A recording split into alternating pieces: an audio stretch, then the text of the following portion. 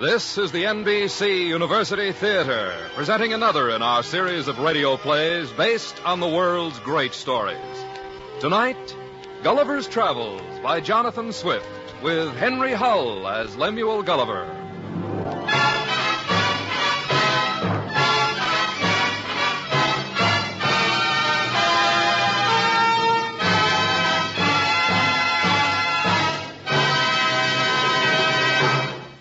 In 1727, when Jonathan Swift wrote Gulliver's Travels, he intended it to be nothing more than a sharp and biting commentary on the customs and politics of his time. But knowing that the most dangerous truths could be told safely only under the mask of humor, he veiled his attacks with the most imaginative of stories. And as a result, his book did not die with the customs and men which it ridiculed. Instead, with the passage of 2 centuries and more, it has become more than just a brilliant satire. It has become, in fact, one of the greatest of all children's classics, a story to charm and delight the young of every generation and every century.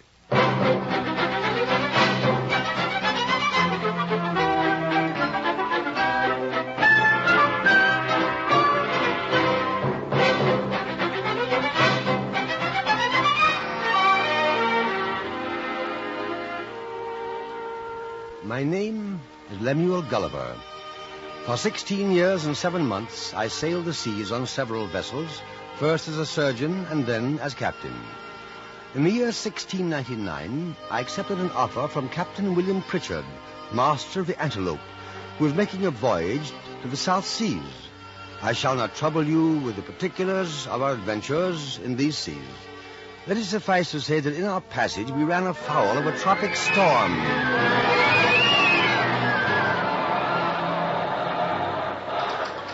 The weather being very hazy, we were within half a cable's length of a giant rock before our lookout spied it. Rock ho! Rock ho! Get ahead! Avast there, men! Stand by to launch the longboat!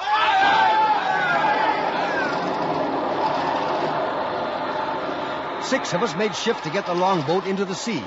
But before we cleared the ship's side, she was driven on the rock and split asunder.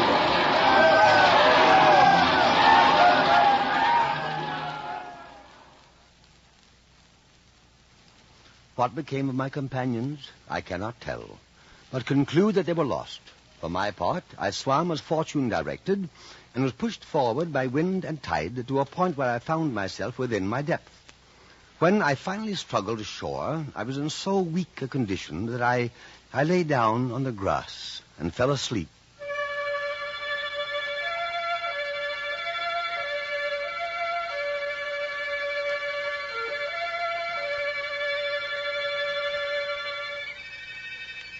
Some hours later, I was awakened by a noise like the humming of insects, a silken whispering like grass in the wind.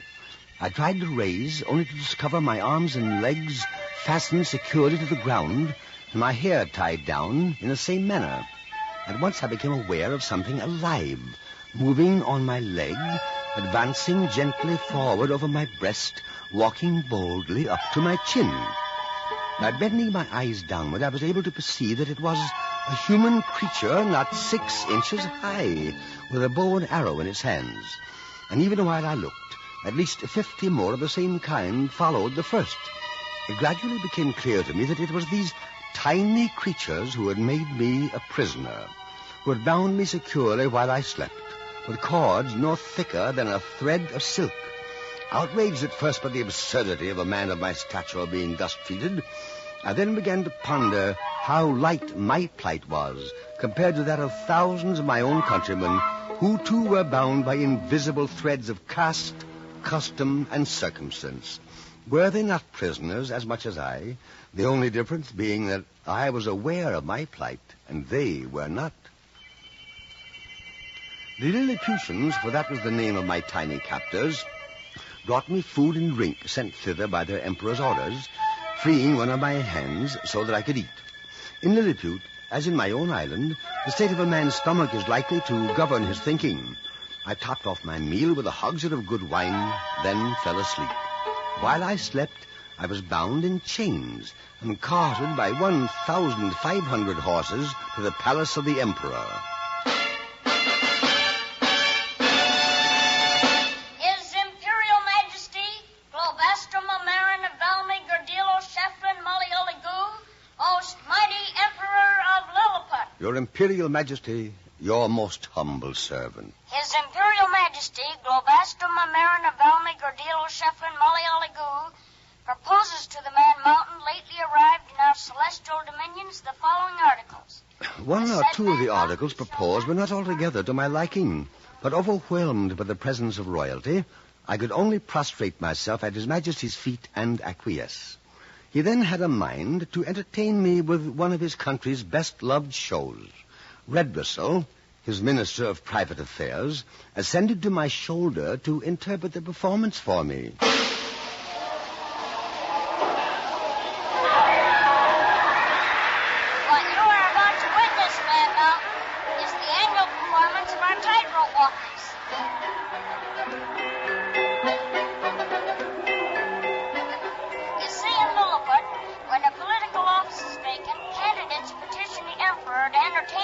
By cutting capers on a rope. Whoever jumps the highest without falling off wins the office.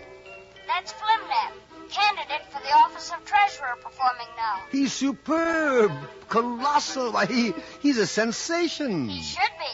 He's been at it for years. What is it? Why do you frown? It's just occurred to me. Is this rope dancing really a true test of a man's qualifications for public office? Perhaps they thought of a better test in your country?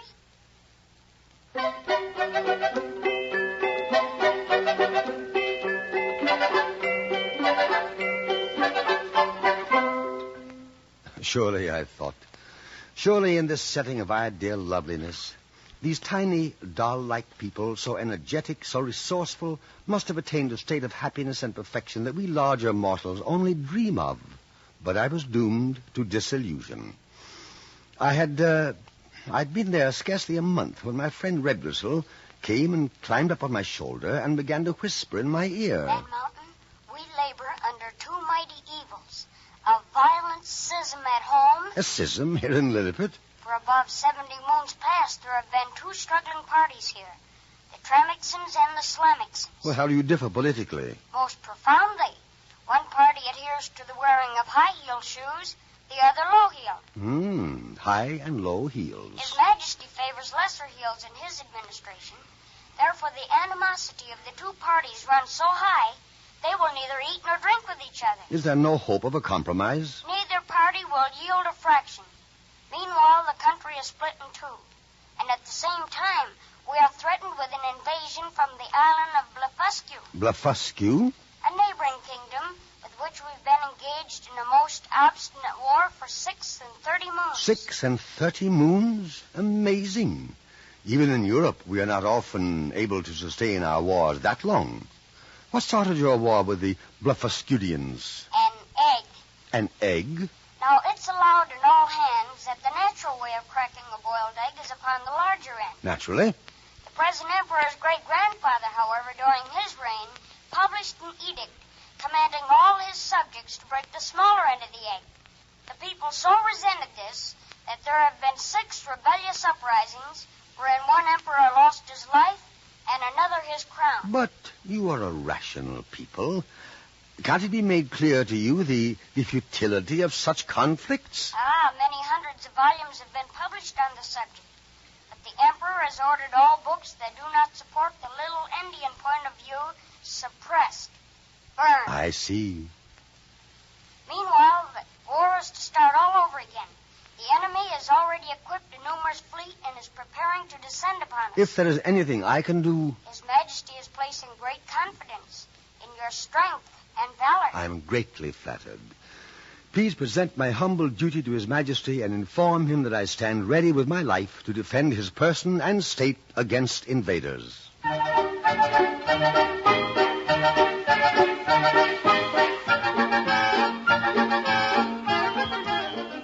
When the hour of invasion was at hand, I waded out into the channel between Lilliput and Blefuscu, cut the moorings of the enemy's fleet, tied the ship's lines together, then waded back again with the enemy's vessels in tow.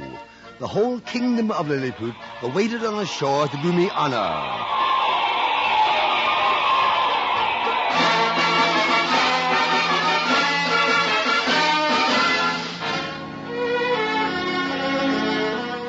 But alas, I was to learn how fickle is the public mind, how short-lived the hero's laurels. Early the next morning... And Mountain. Redressel, what brings you out so early? I have come under express orders from His Majesty. What does he want now? He wants you to bring all the rest of the enemy ships into our port at once. But great heavens, that would leave the empire of Blefuscu entirely undefended. Exactly. He says it's our national destiny to rule the world. Then he's out of his mind. Not only does he intend to conquer Blefuscu, but he is laying plans to destroy the entire race of big Indians and compel all people to break their eggs on the smaller end. And if they refuse? They will be exterminated. You may return to His Majesty and say that I refuse his request. I shall never be the instrument of bringing a race of free and brave people into slavery.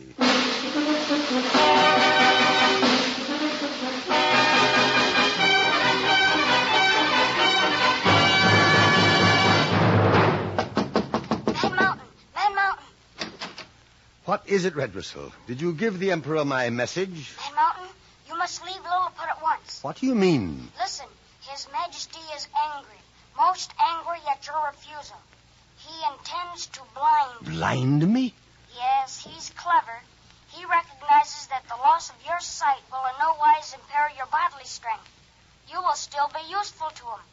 In fact, he feels you will be even of greater service to him blind. Ah, what a low, contemptible, mean, sniveling, treacherous, selfish race you are. How about you, Redressel? Why are you here? I couldn't bear to think of you reduced to this state. You, my friend. You must have come to warn me at great risk. The risk of my life. I am deeply grateful to you. Because of you, I can still believe in men, even in Lilliput. Among as low specimens of humanity as I have yet encountered, you have proved to me there are those who are not governed by self-interest alone, those capable of idealism, human love, and sacrifice. I shall not depart from your country entirely cynical.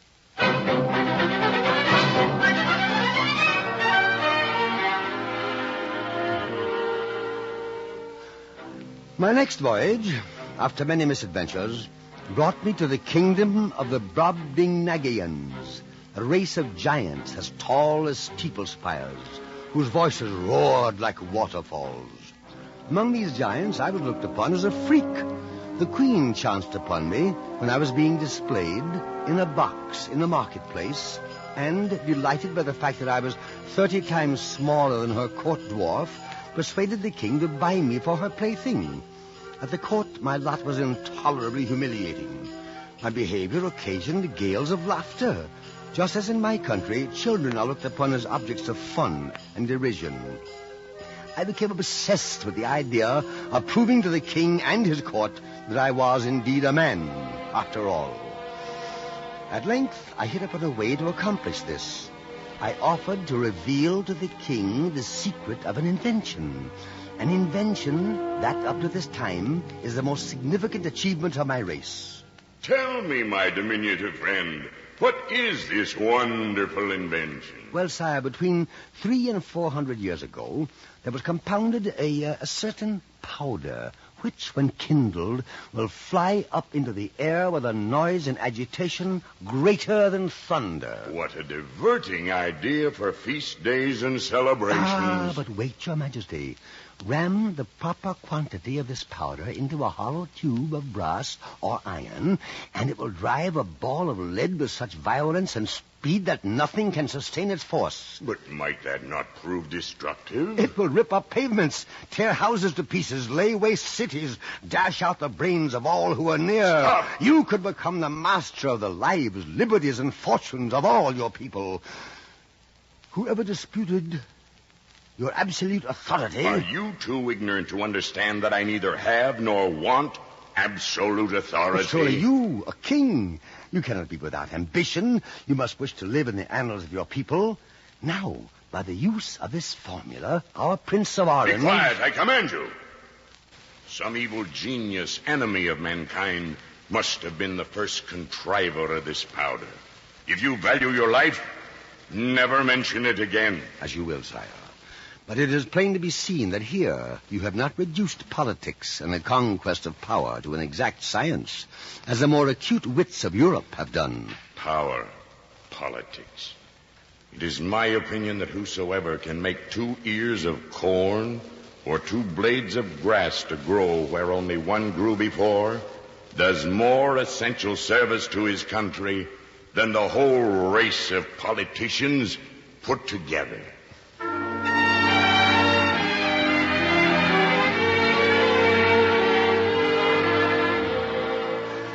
I was forced to conclude that the king's narrowness of view was the miserably perverted effect of a limited education.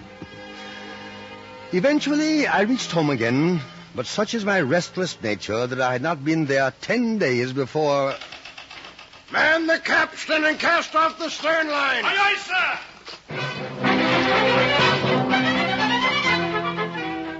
sir! Yes, I was embarked upon another voyage. And it was part of my strange destiny that in time I should have found myself cut adrift by pirates and subsequently saved by the inhabitants of Laputa. Now, Laputa is a most remarkable place, a flying island suspended several thousand feet above the heads of ordinary mortals. The Laputans, unlike the Brobdingnagians, are most scientific. Indeed, they are so wrapped up in intense speculation that they never enjoy a minute's peace. They jostle each other in the streets, bump heads, and are often in manifest danger of falling off the island. The really great thinkers among the Laputans do not walk about at all, however, but are put away in an institution called the Grand Academy of Projectors. Being a great admirer of projects myself, I immediately asked to be allowed to visit this institution. At the great door, I was stopped. Your pass? Show your identification pass, please. Very good. And your travel permit? All in order. Thank you. Where will I find the research laboratories? 1 mile down this corridor, then turn left, then right, and then left again. And the agricultural projects? 2 miles to the left at the opposite end of the building. Thank you very much.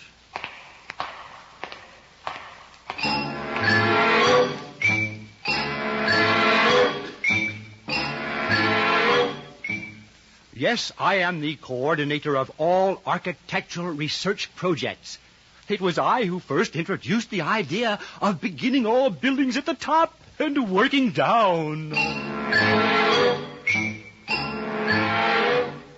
My friend, food is our business. Stuff of life, you know. I've just perfected a method of plowing so simple, you'll wonder you did not think of it yourself. The farmer plants his field with a crop of acorns, turns a drove of hogs loose in the fields. The hogs root with their feet and plow up the field. Simple, isn't it? Our aim is to perfect a universal language. Now, I hold that by leaving out verbs and participles... Nonsense, Professor X. You're only wasting your time with minor changes of that sort. Now, I propose that we abolish words altogether. Unthinkable. Abolish words altogether and carry about in a sack on our backs such objects as are necessary to express a thought. There's your universal language. Oh, you can't do it, I tell you. They won't let you do away with words. Who won't let me pray? The women. The women. The School of Political Projectors, right through that door. And I propose that as a solution to all political problems, we endeavor to persuade the people to choose leaders for their wisdom, capacity, and virtue. That we teach office holders to consult the public good. That we reward merit, ability, and eminent service. And exhort leaders to subordinate their own interests to those of their people. I protest! This man is a radical!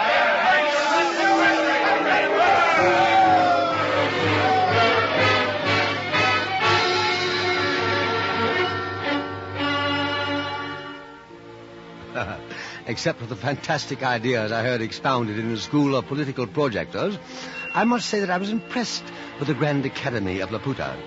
The only inconvenience is that none of the projects of any of the projectors have yet been brought to perfection. And in the meantime, the whole country lies a miserable waste, the houses in ruins and the people without food and clothes. However, I dare say in time they will get around to doing something about that, too.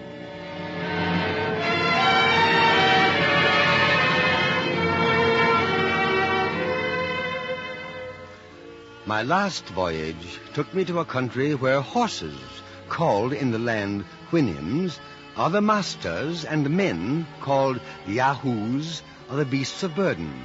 Because of the profound difference between their conception of good and evil and our own, it took me the better part of a year to gain sufficient respect from the Houyhnhnm in whose home I stayed for him to discuss these matters with me. For at first he considered me only a cleaner and slightly more rational yahoo than those he kept in his stable. The whole race of yahoos, he insisted, were the most treacherous and irrational of all brutes.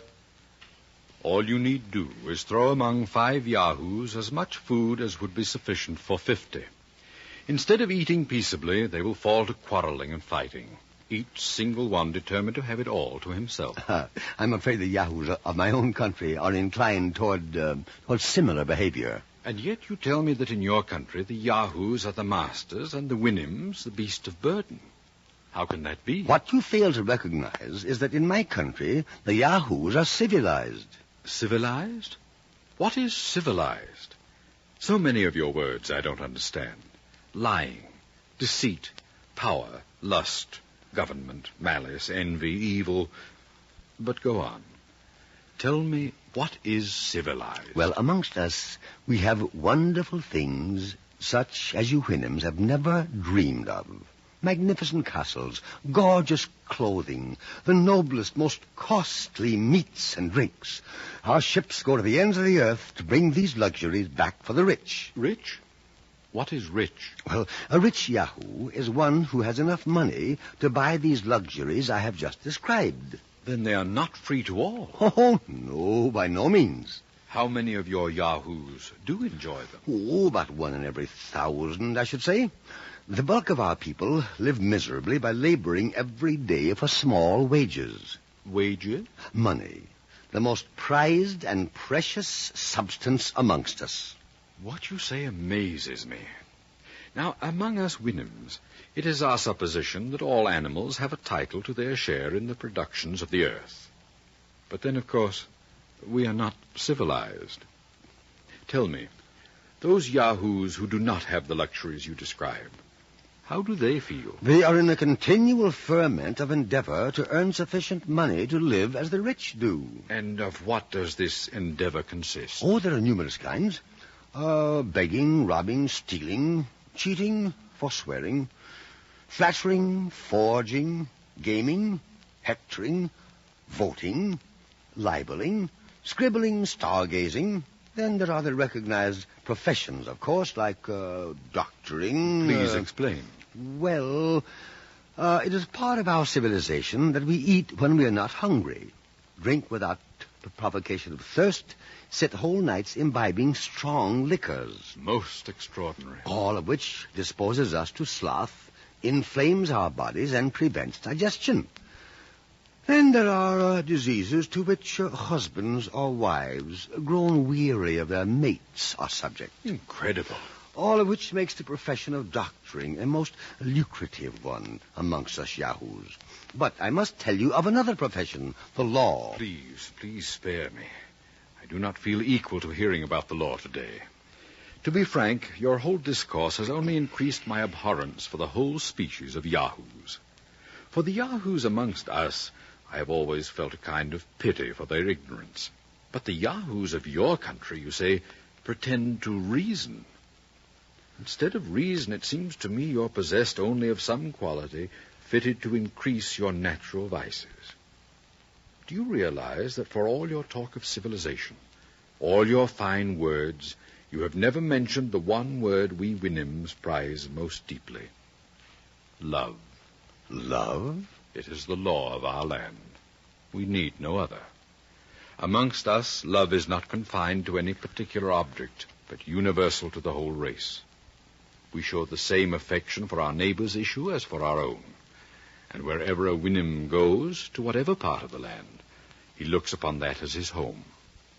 Thus we live together without conflict, in peace and happiness. Peace. Happiness. Now you are using words with which I am not familiar.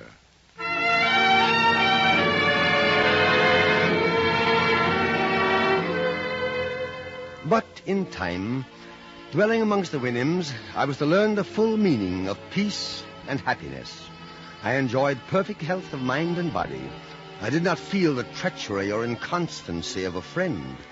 I had no occasion of bribing or flattering to procure the favor of a great man or his minion. I wanted no fence against fraud or oppression.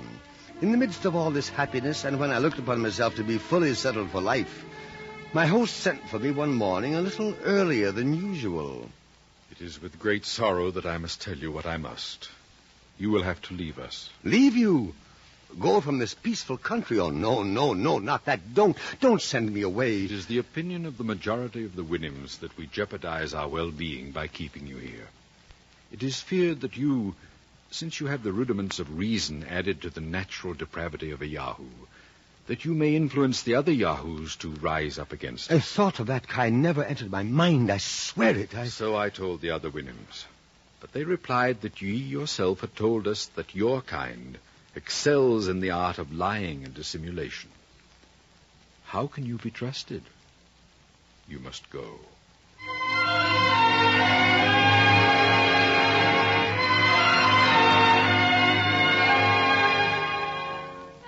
Thus, gentle listener, I have given thee a faithful account of my travels for 16 years and above 7 months, wherein I have not been as studious of ornament as of truth. I could perhaps have astounded thee with strange, improbable tales, but I chose to relate plain matter of fact in manner and style. It is my belief that a traveler's chief aim should be not to form wonderful descriptions of both land and sea, but to make men wiser and better.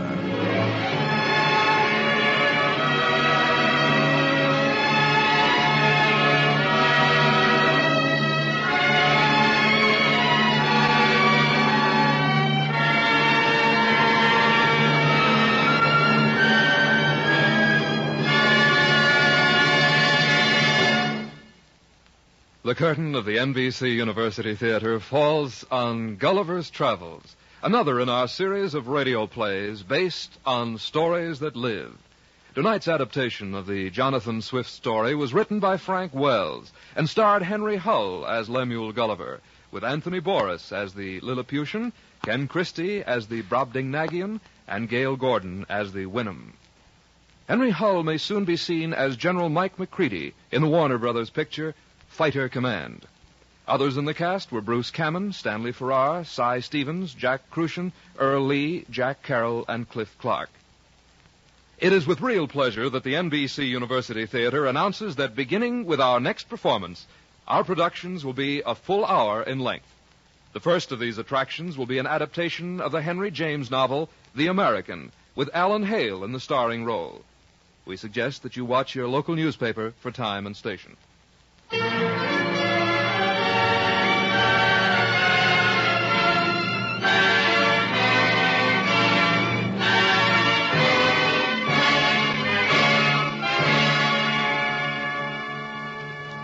Tonight's production of Gullivers Travels was directed by Max Hutto. Original music was composed and conducted by Henry Russell. Productions of the NBC University Theatre are currently being used in conjunction with a course in American and British fiction under a college by radio plan at the University of Louisville.